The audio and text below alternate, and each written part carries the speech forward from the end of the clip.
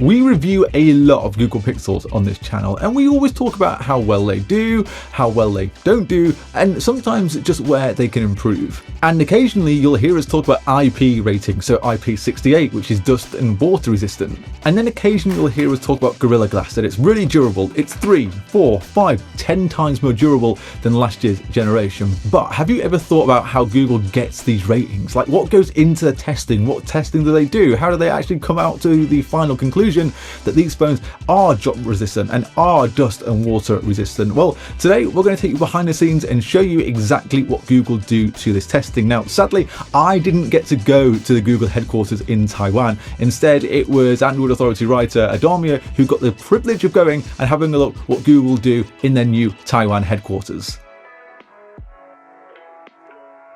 Nestled inside Google's very swanky new Taipei offices was the first stop, where the Pixel phones are literally beaten, battered and bruised. This place is called the Reliability Labs, and yeah, this is where Google gets a little bit rough with its phones here. This one was one of my favourites. It was the IPX4 water test. This whole station checks whether your Pixel can survive things like sweat, rain, or the occasional coffee spill that you didn't mean to make. But Google's thought here is if a little water can take it down, then they don't really want it anywhere near your pocket. So this is exactly where it goes through all of those tests. Once Google is done with the water, it's then time for the butt test. Well, it's not officially called the butt test, it's actually called the sit test, but it kind of does exactly what you think it might. Essentially, this simulates what happens when you sit down with your Pixel in your back pocket. And they even complete this with a very realistic simulated human butt. So it's very scientific. After the butt test, we then see the ball test. This is where balls made of steel and plastic are dropped onto your phones from different heights to see how the display and the back of that phone can hold up. So Google go far beyond what you should be doing with your Pixel just to make sure it actually works and doesn't break.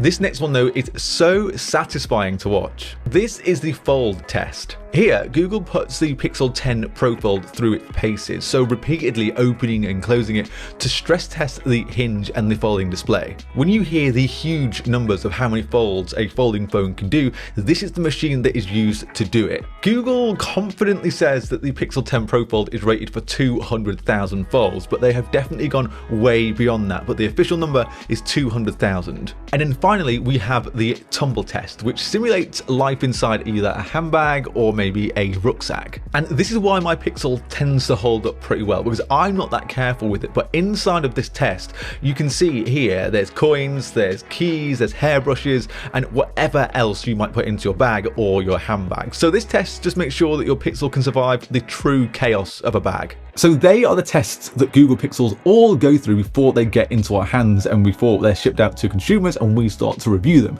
But now that we've got the durability aspect out of the way, which I thought was pretty interesting actually, it's now time for something even more interesting with some robotics. Unfortunately, I didn't get to go to these offices, but Adamia, who works for the Android Authority website, now she said that this was easily the most impressive lab that she saw anywhere in Google's Taipei hub. And honestly, you might just agree. Robotic arms are everywhere, just kind of like grabbing pixels at random and testing absolutely everything. From touch latency and temperature to light sensors, proximity sensors, and like everything else you can think of. Google was saying that they have fine-tuned these robots specifically for Pixel, even 3D printing custom rigs and tiny stands just to hold these phones exactly right. And inside this lab, this is where Google makes sure that everyday Pixel features like Watch Unlock, Android Auto, adaptive brightness, and a load of features that we take for granted just work quietly in the background. Every time you use your phone, this is where they have been tested. And just for fun, the engineers here even designed this little robot arm that roams around the lab taking selfies. Like, this is almost too human for me. Next up in the lab, we got to see something a little bit interesting. We got to see how voice translate is tested and also how phones are tested for phone calls to make sure that people on the other end can still finally hear you, because your phone is, it's still a phone. Think of some of those features that you tend to use on a daily basis. So things like clear calling that cuts down all that ambient noise, to the new voice translate feature that can literally translate what you're saying in any language in your own voice. This is Google's Audio Labs, and that is where all the magic really gets put to the test. Not only does Google test some pretty interesting features here, like real-time voice translation, but this is also where those core Pixel audio features are dialed right in. Things like audio zoom, which boosts the sound from whatever you're zoomed in on while cutting out all the background noise.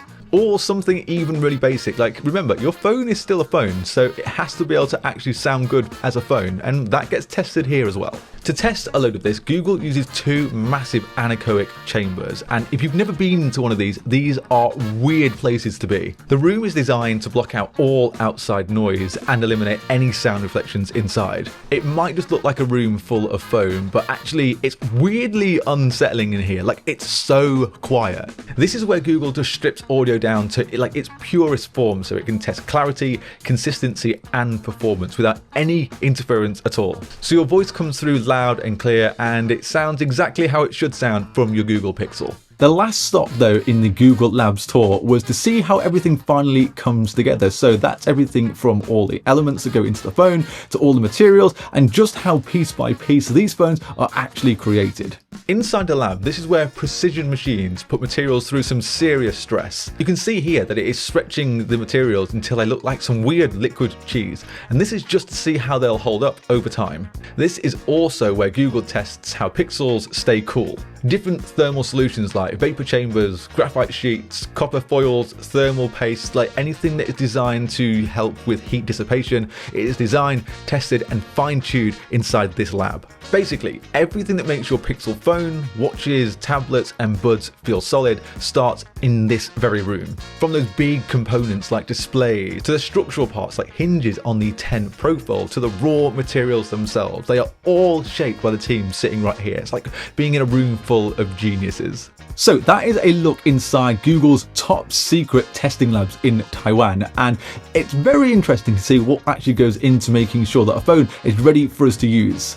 From the stress tests and sensor tuning all the way to those anechoic chambers for the audio testing, and even down to the design decisions. Obviously, I review a lot of Google Pixel phones, but what is interesting is to see how they're actually put together before I even get my hands on them. And sometimes you kind of forget all the small details that go into creating these phones, and sometimes you just got to sit back and appreciate how kind of like technologically marvelous these things really are.